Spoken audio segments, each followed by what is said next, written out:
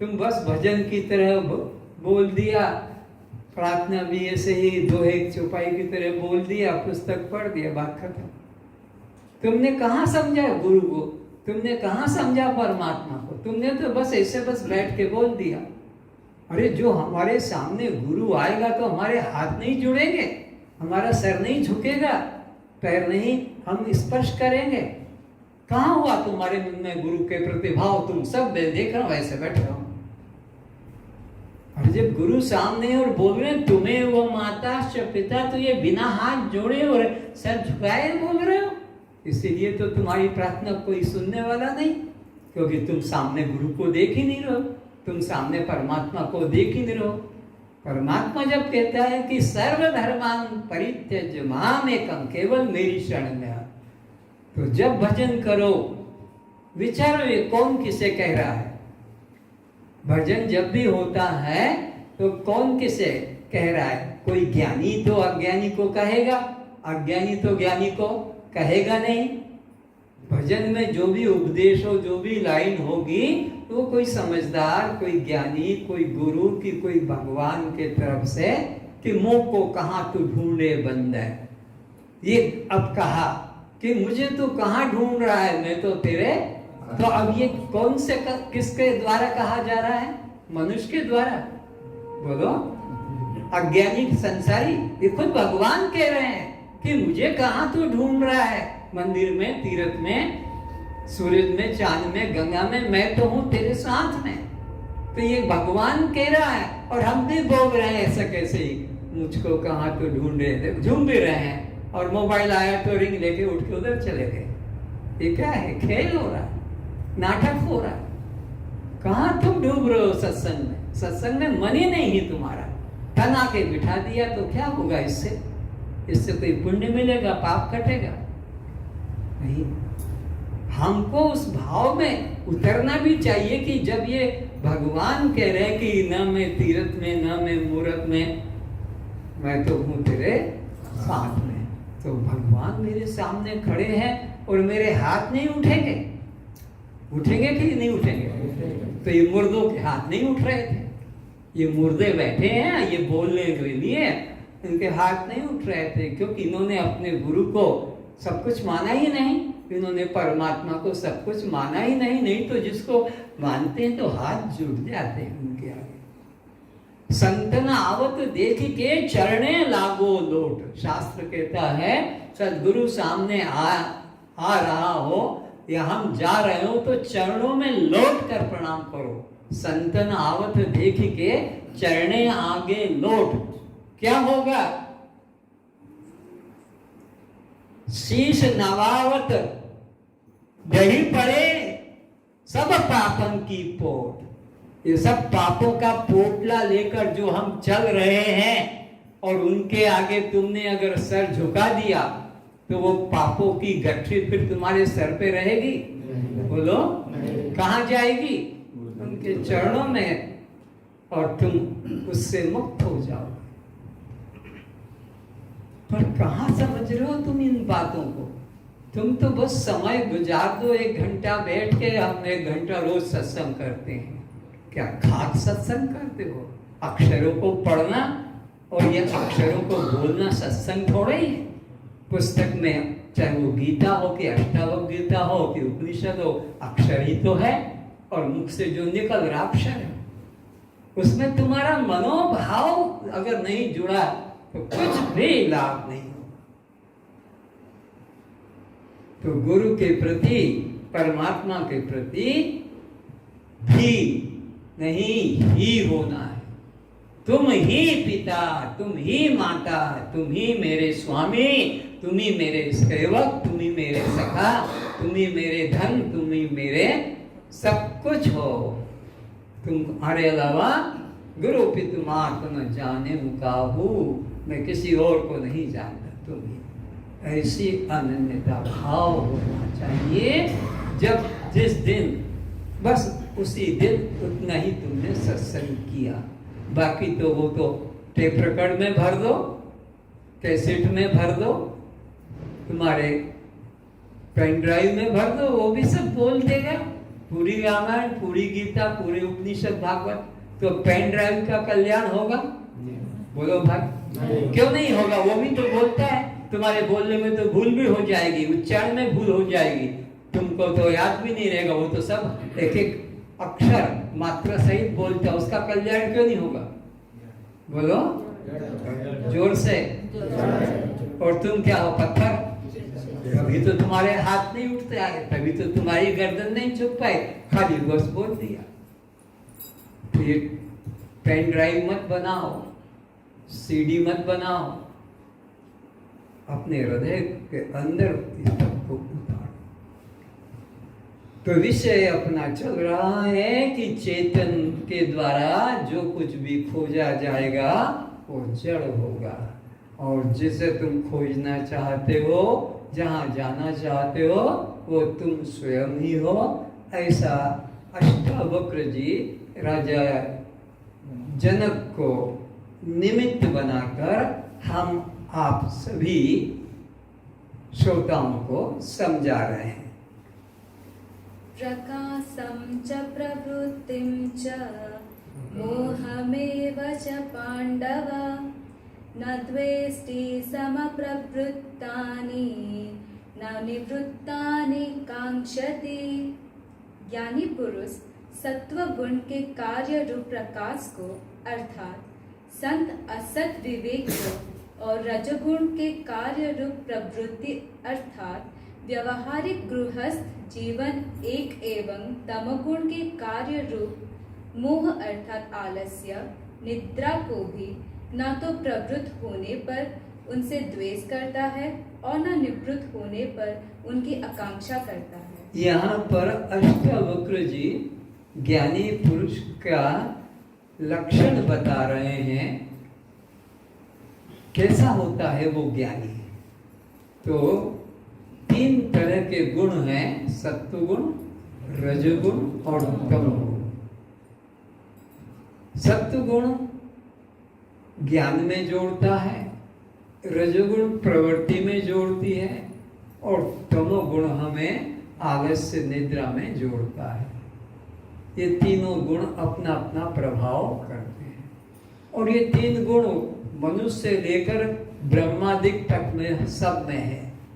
ये सृष्टि जो यहाँ 3 गुण वाली है, मृत्यु लोक, चाहे वो स्वर्ग लोक हो कि पाताल लोक हो कि वैकुंठ लोक हो, 3 गुण सब में है।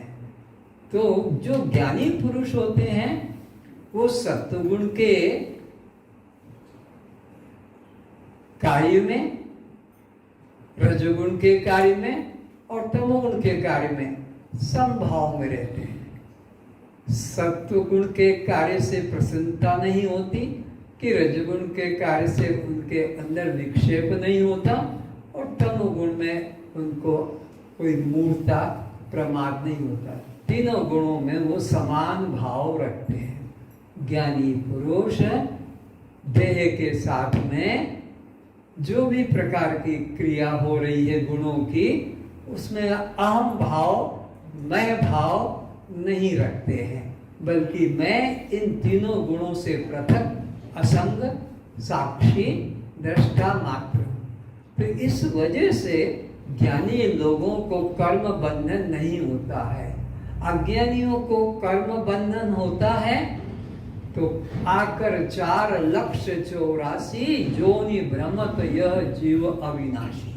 ये अविनाशी ईश्वर का बेटा, ईश्वर अंश, और ये 84 में भटक रहा है, और इसका बाप देख रहा है, परमात्मा पिता है, क्योंकि ईश्वर अंश है, संतान उसके, उसको कुछ नहीं लगता।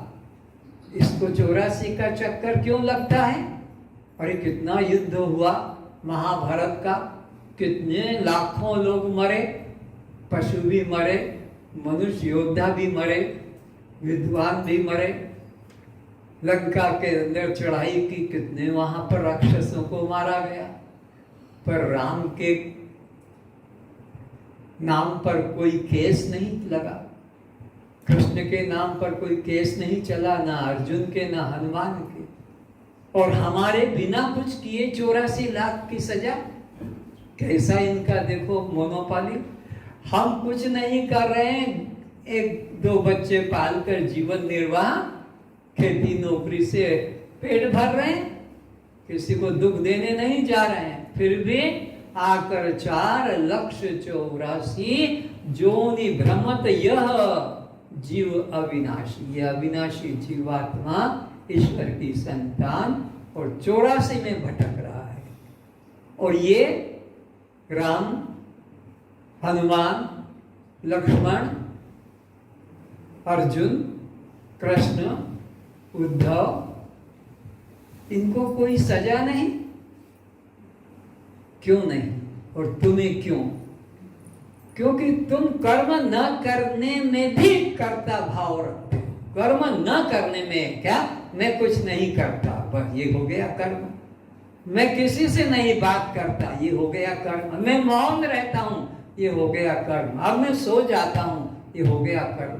तो तुम्हारे न करने में भी कर्तापना जुड़ा है और उनके कर्म में भी कर्तापना नहीं जुड़ा है। तो कर्म बंधन रूप नहीं, कर्म कभी किसी को नहीं बांधता। कर्म अगर बंधन रूप होता तो कोई जीव कभी भी मुक्त नहीं हो पाता। क्यों?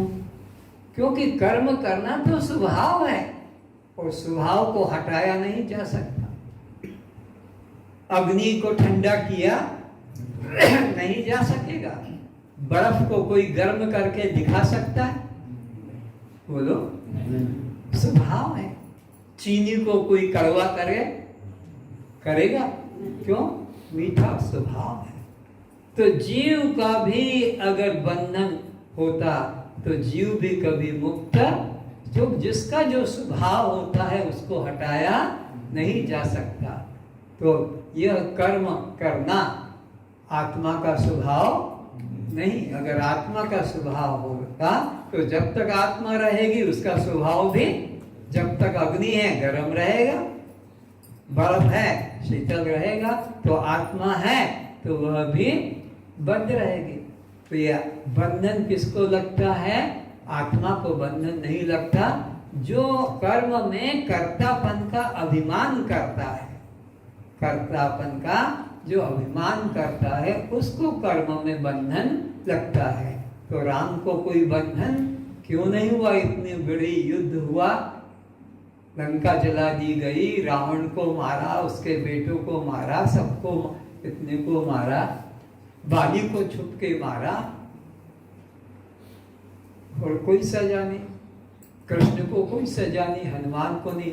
और तुमको हमको क्यों है? हमारे सब के मन में कर्म में कर्तापन का अभिमान। ये मैंने किया है, ये मेरा बनाया हुआ है, ये मेरे द्वारा हुआ है, ये पौधा मैंने लगाया, ये दीवार मैंने बनवाई है, ये मकान मैंने बनाया है, ये 4 बच्चे मैंने पैदा किए हैं, हर एक में मेरा, हर एक में मेरा जोड़ दिया, बस तो यही बंधन है, भोगो अब इसको। और ये तुमसे मिटता नहीं। कितने सर पटक पटक कर चिल्ला चिल्ला कर संत चले गए, कितने अवतार आकर चले गए, अभी तक तुम्हारे मन में लेकिन वो कर्तापन का अहंकार नहीं छूटा। बस इसीलिए 84 में भटक रहे हो। क्योंकि वह सदा स्वभाव में रहता है। पंडितः समदर्शिनः। कौन ज्ञानी कैसा रहता है? हर समय किस भाव में? समभाव में। सब समभाव का मतलब बस कर्तापन का अभिमान नहीं करता, साक्षी बना रहता है। सदा गुण कर्म विभाग का साक्षी रहता है। वह ना तो प्रवृत्ति पर दुखी होता है और ना निवृत्ति द्वारा हर्षित होता है। न तो वो कोई दुखपूर्ण घटना से अपने को मुक्त मानकर खुशी होता है, न कोई सुखपूर्वक घटना को देखकर खुशी होता है। यानी वो सुख और दुख दोनों से अलग, केवल दोनों का साक्षी है। न हर्ष होता है, प्रसन्नता होती है उसे अनुकूल स्थिति में, और प्रतिकूल स्थिति में भी उसे कोई दुख नहीं होता। किसको? जो ज्ञानी है, जो समदर्शी है, जिसने एक ब्रह्म के अलावा दूसरा कुछ भी नहीं जाना, सब एक ब्रह्म में। बोल तो रहे हैं सब लोग क्या, सिया राम मैं सब जग जानी और करम प्रणाम जोर जुग बोल रहे हैं। लेकिन तुम्हारे सामने जो आता है, क्या प्यारे प्यारे शब्द से उसका अभिव्यंजन करते हो। गाली देना तो आता है ना, 2-4 गाली देके दिखा दो तो मैं भी सीख जाऊंगा। हाँ, कैसे तुम्हारे सामने आकर कोई नौकर हो कि कोई पड़ोसी हो, किराएदार हो, उसको कैसे कैसे शब्दों से निया पस समख्या गुरुख्या रोई रूप क्या खाई माने इत्यादि इत्यादि। और बोल क्या रहे, सिया राम मैं सब जग जानी करम प्रणाम। ये प्रणाम कर रहे हो कि छुरियां, शब्दों की छुरे चला रहे हो, काट रहे हो। तो ज्ञानी व्यक्ति के मन में समता भाव रहता है, ना हर्ष होता है उसको किसी अनुकूल स्थिति में, न प्रतिकूल अवस्था में कोई द्वेष या दुख होता है। सदृशं चेष्टते स्वस्याः प्रकृते ज्ञानवानपि प्रकृतिं यान्ति भूतानि निग्रह किं करिष्यति। सभी प्राणी प्रकृति को प्राप्त होता है, अर्थात अपने स्वभाव के अनुसार परवश हुए कर्म करते रहता है। संसार में जितने भी प्राणी हैं वो अपनी पूर्व जन्म का जो चिंतन था वो आज है। याद रखो, आज तुम कहाँ से आए हो, पिछले जन्म जो जन्म पहले था वहां जैसा तुमने चिंतन किया था आज वो तुम यहाँ पा रहे हो। और अब अगला तुम्हें क्या मिलेगा, जो आज हो। आज जो तुम हो ये आगे वाले जीवन में तुम्हें मिलने वाला है। पिछले जीवन में तुम जो थे उसको इस जीवन में पा रहे हो। तो प्रकृति यान्ति भूतानि निग्रह किम करिष्यति। अब तुम्हारा इसमें वश नहीं चलेगा कि ये मैं नहीं करूंगा। अरे जो बोया है वो काटना पड़ेगा, ज्ञानी हो कि अज्ञानी हो। पहले से जो तुम बीज डाल के आए हो वो अब यहाँ भोग रहे हो, और अब जो नया कर्म बीज बना रहे हो वो तुम आगे की फसल तैयार कर रहे हो। भगवान भी अपनी प्रकृति के अनुसार प्रारब्ध भोग समाप्ति तक प्रारब्ध प्रेरणा से कर्म करता एवं भोगता हुआ प्रतीत होता है। फिर इसमें ज्ञानी अज्ञानी किसी का भी हट क्या करेगा कि मैं यह नहीं करूंगा या यह करके ही रहूंगा। कर्म के लिए भगवान ने आपको मौका दिया है। कर्मण्यवा अधिकारस्त, पूरा अधिकार दिया। कर्म जैसा भी करना हो, सतोगुणी रजोगुणी तमोगुणी, कर्म करने के पहले सोच लो। कर्म करने के पहले सोच लो ये करूं कि नहीं, ये करूं कि नहीं। क्योंकि उस कर्म का फल फिर तुम्हें भोगना पड़ेगा। उसमें तुम्हारा हट नहीं चलेगा कि ये तो मैं नहीं भोगना चाहता हूँ, ये भोगना चाहना। तुमने कर्म करने के पहले ही ये नो सोचना था कि मैं ये कर्म करूं या नहीं, और कर डाला तो फिर अब तुम्हारा हट नहीं चलेगा कि मैं इसको नहीं भोगूंगा। तो अब यहाँ पर तुमको भोगना ही पड़ रहा है, वो पति का, पत्नी का, पुत्र का, मित्र का, मालिक का, नौकर का, ये सब भोगना ही पड़ेगा। क्योंकि तुमने ये सब लिखवा के लाए हो अपने अपने कर्म को। वहां से शरीर छोड़ा तो उस जन्म में जो जो बीज तुमने तैयार किए थे उन्हीं के हिसाब से यहाँ फल मिल रहा है। क्वं मोहं क्वं च वा विश्वं क्वं तथ्यान क्वमुक्तता सर्वसंकल्पसीमायां विक्षान्तस्य महात्मनः।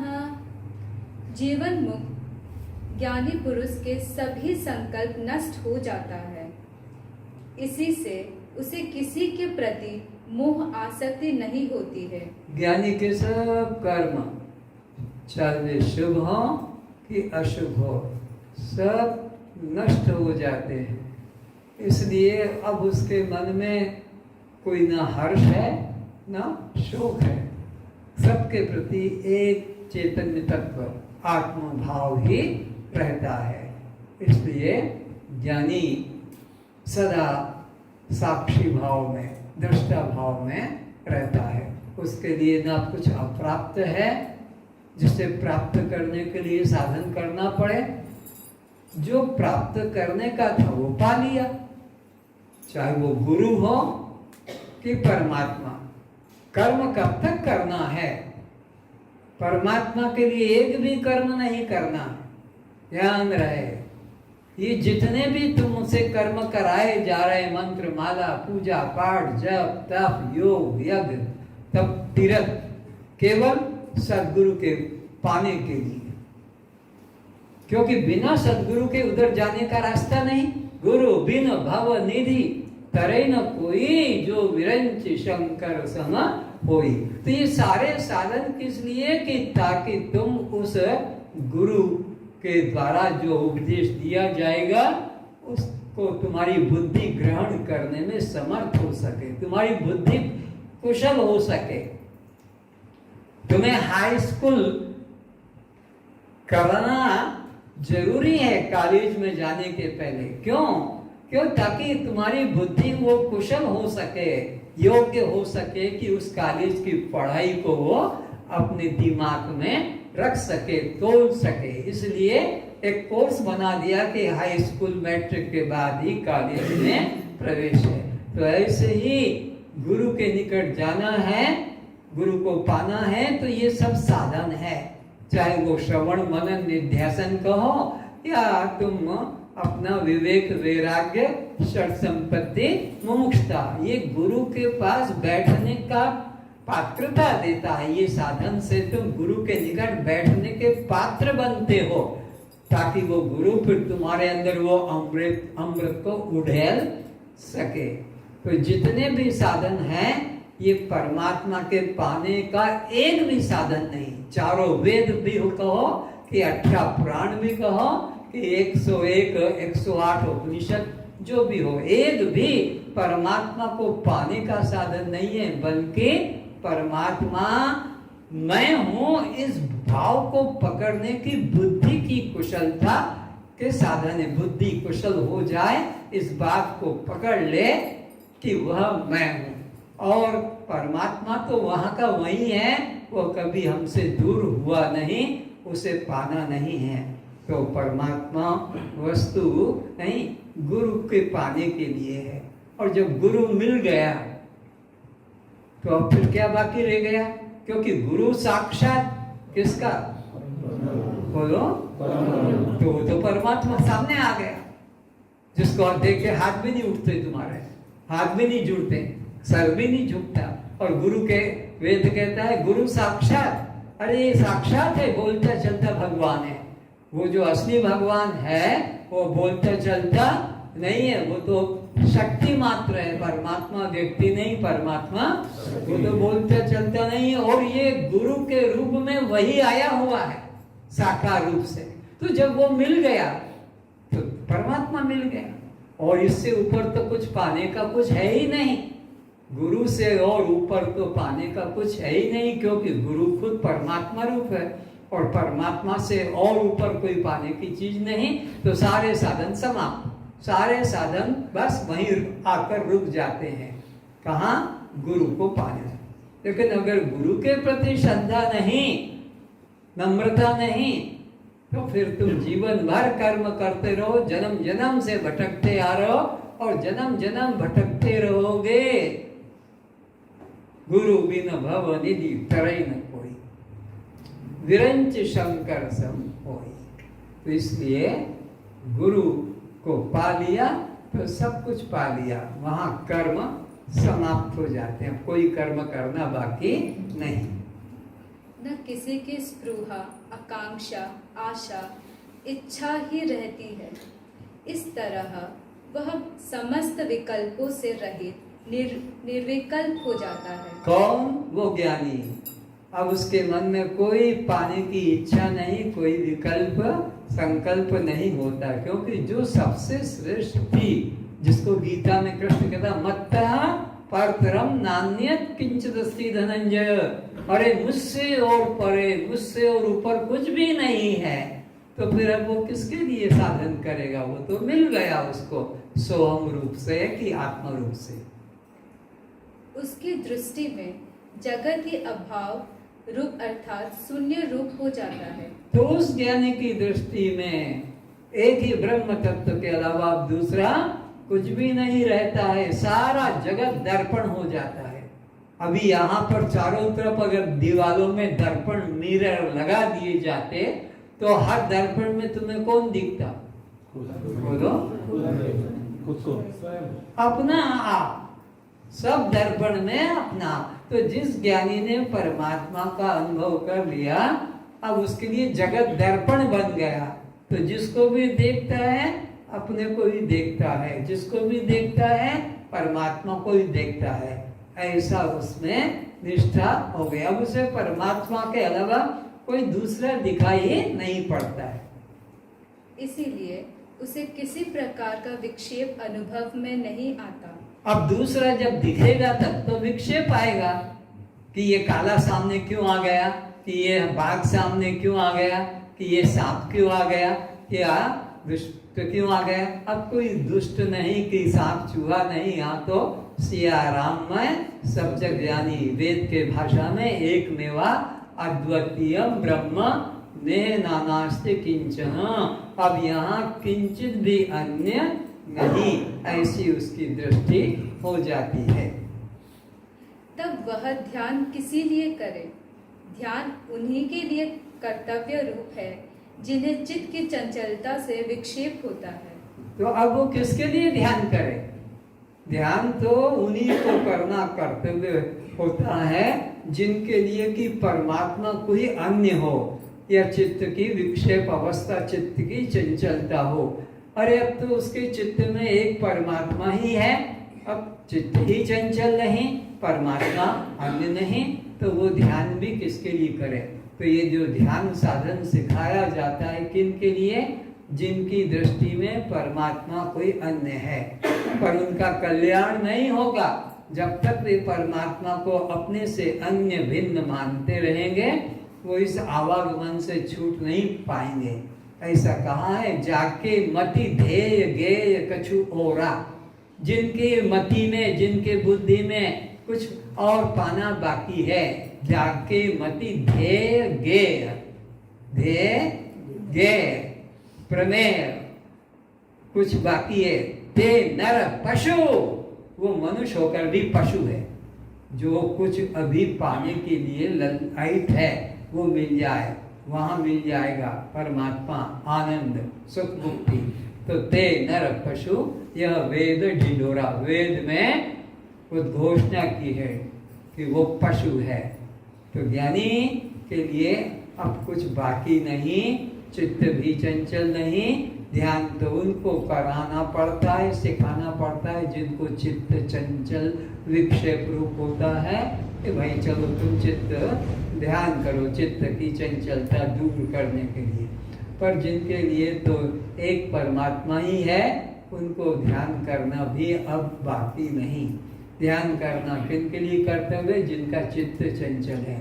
और चित्त भी चंचल किसका होगा? जिसके लिए कोई दूसरा है। ये मिल जाए, वो मिल जाए, उसको ले लूं, उसको, वही तो चंचल होगा। जब उसको कोई दूसरा है ही नहीं तो अब चित्त चंचल किस लिए होगा? मैं चिंतन करूं, मैं ध्यान करूं, यह विचार उठते ही तब है जब साधक अपने नित्य प्राप्त, नित्य सिद्ध, स्वतः सिद्ध, अखंड, असंग, सर्वव्यापक, निर्विकल्प आत्मस्वरूप से अपने को अलग मान लेता है। ये आखिरी वचन है आज के सत्संग के, बहुत ध्यान से सुनो फिर से। किन के लिए ध्यान जरूरी है ये समझे। मैं चिंतन करूं, मैं ध्यान करूं, यह विचार उठता है तब है जब साधक अपने नित्य प्राप्त, नित्य सिद्ध, स्वतः सिद्ध, कैसा है अपना स्वरूप? नित्य प्राप्त, नित्य सिद्ध, स्वतः सिद्ध और स्वतः सिद्ध है, बिना साधन के सिद्ध है। आत्मा को कोई साधन से नहीं, साधन से जो भी मिलेगा सब नश्वर पदार्थ होगा। परमात्मा तो साधन से मिलने वाला नहीं, स्वयं सिद्ध है। उसके होने से ही तो तुम उठना बैठना कर पाओगे, उसके वजह से ही तो तुम ये जान पाओगे कि ये कुत्ता है, ये बिल्ली है। अगर वो ना हो अंदर तो तुमको कुछ भी बोध नहीं होगा। 2 साल का 3 साल का बच्चा वो जो जानता है ये माँ है, ये घर का कुत्ता है, कि ये बिल्ली है, ये मेरी बहन है, भाई है, वो कैसे जाना? वो आत्मा चैतन्य स्वतः सिद्ध है, वो साधन सिद्ध नहीं है। पर स्कूल कॉलेज की पढ़ाई के लिए जाना पड़ेगा, क्योंकि वो अनात्म विद्या, वो संसार की विद्या है। अध्यात्म क्षेत्र में कहीं पढ़ाई करने किसी कॉलेज में मीरा गई नहीं थी, कि कबीर नहीं गए, कि नानक देव नहीं गए, ना वो संस्कृत जानते थे। लेकिन आज तक भी उनका जो भी शास्त्र सिद्धांत थे सब मानते। अखंड, असंग, सर्वव्यापक, निर्विकल्प आत्म स्वरूप से अपने को अलग मान लेते हैं। कौन? जो अपने को नित्य शुद्ध बुद्ध मुक्त सच्चिदानंद दृष्टा साक्षी आत्म स्वरूप से अलग मानते हैं, उनको साधन करना पड़ता है। लेकिन जिन्होंने अपने को दृष्टा साक्षी आत्म स्वरूप से निश्चय कर लिया, इस चमड़े के देह से, हाड़ मांस मल मूत्र रज्जु के पिटारे से अपने को अलग जान लिया, अब उनको कुछ साधन करने की कर्तव्यता नहीं है। परमात्मा इसी गंदे से गंदे शरीर में है। ये दोनों बातें हैं, क्षिति जल पावक गगन समीरा और पंच रचित अति उत्तम तो नहीं बोला ना, पर इसी में वो घुस के बैठा है, उसको गंदगी नहीं छूती है। तुम्हारे सामने सारे नगर की टट्टी के बीच में तुमको रख दिया, जाके बैठो 1 घंटा, तो तुम हो सकता है हार्ट फेल हो जाए। पर परमात्मा उसके अणु अणु में, टट्टी के भी अणु अणु में, कण कण में, टट्टी में जो चल रहे हैं सफेद सफेद निकलते ना पतले पतले भात की तरह, वो उसमें भी वो परमात्मा बैठा, नहीं तो वो चलेगा कैसे? वो जो पीप पड़ जाता है, कैंसर हो जाता है, उसके अंदर जो कीड़े पड़ जाते हैं, उस कीड़े के अंदर भी है, नहीं तो वो कैसे चलेंगे? तो परमात्मा को कोई गंदगी छूती नहीं है। तो जिसने अपने को ऐसा जान लिया है कि मैं नित्य शुद्ध बुद्ध असंग आत्मा हूँ, उनके लिए कोई कर्तव्य नहीं। कस्त्वं दृष्टा साक्षी आत्मा हम, सर्वे भवन्तु सुखिनः, सर्वे भवन्तु सुखिनः, सर्वे सन्तु निरामयाः, सर्वे सन्तु निरामयाः, सर्वे भद्राणि पश्यन्तु, सर्वे भद्राणि पश्यन्तु, मा कश्चित् दुःखभाग् भवेत्, मा कश्चित् दुःखभाग् भवेत्। ॐ सहना भवतु, सहनो भुनक्तु, सह वीर्यं करवावहै, तेजस्विनावधीतमस्तु,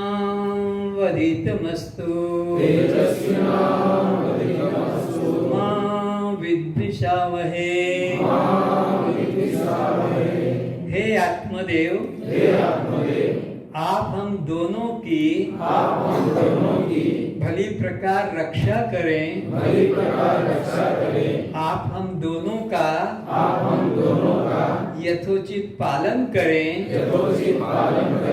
आपके द्वारा यह पढ़ाई गई ब्रह्म विद्या, यह कराया गया आत्मनिश्चय इतना दृढ़ हो, इतना तेजोमयी हो, कोई भी पंडित, कोई भी शास्त्री, कोई भी गुरु हमें इस विद्या से, इस ब्रह्म भाव से विचलित न कर सके, परास्त न कर सके। हम दोनों निर्वैर रहते हुए प्रीति पूर्वक अपने जीवन का संपूर्ण कल्याण करें, संपूर्ण कल्याण करें, हमारे त्रितापों की हमारे तापों की निवृत्ति हो। ओम शांति शांति शांति। ओम शांति शांति शांति। सब सिद्धों को नमस्कार, सब सिद्धों को नमस्कार, सब अवतारों को नमस्कार, सब अवतारों को नमस्कार, सब ज्ञानियों को नमस्कार, सब ज्ञानियों को नमस्कार। सबका भला हो, सबका भला हो, सबका भला हो, सबका भला हो। आज बस इतना ही। मेरे प्यारे भाई बहनों, समय का ख्याल रखें। इतनी सी देर के लिए आना हुआ है तो आप उसका ज़्यादा से ज़्यादा लाभ ले लें। आधा घंटा किसी को 15 मिनट मिलता है, 3:25 हो तब सब यहाँ बैठ जाना चाहिए। तो अच्छा है, फिर आपकी मर्जी, आप तो अपने मन के मालिक हैं।